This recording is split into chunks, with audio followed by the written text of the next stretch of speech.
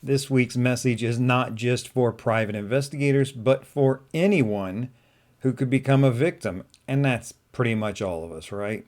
Hi, this is Larry K with ShadowAnyone.com. I'm the creator of the Investigator's Ultimate Guide series, which is premium private investigator training from someone who's been there and done that. That includes my latest title, which has to do with this week's topic about being a victim. And it may not seem so at first, but my latest course is the Investigator's Ultimate Guide to Missing Persons and Fugitives, how to skip trace when social media fails. And what I'm going to talk about is I have one of my lessons in there goes very deep into auto accident reports, because you can just flesh out so much information from those that you wouldn't normally think of. And even if they're older reports, there's a surprising amount of information that can still help you there. So I go in depth, and one accident report that I examine there and I teach through, the accident was someone who got hit skipped.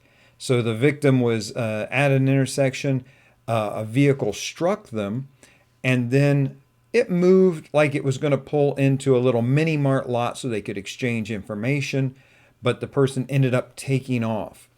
Now, the driver of the victim's car, the victim, got out of their car and began to chase after the fleeing person, which seems hopeless, of course.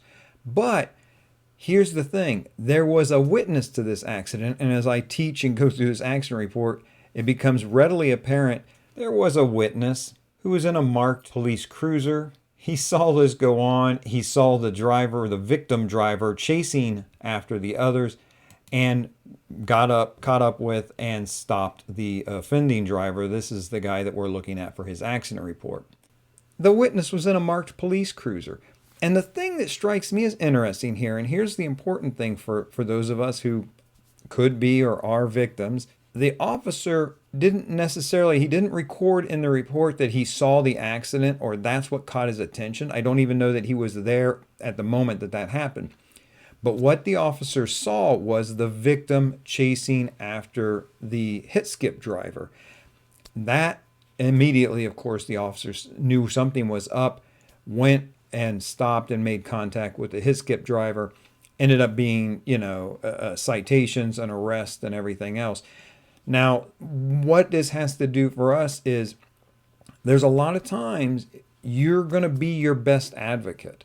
And this is, if you're looking for somebody, doing your own searches might be the thing.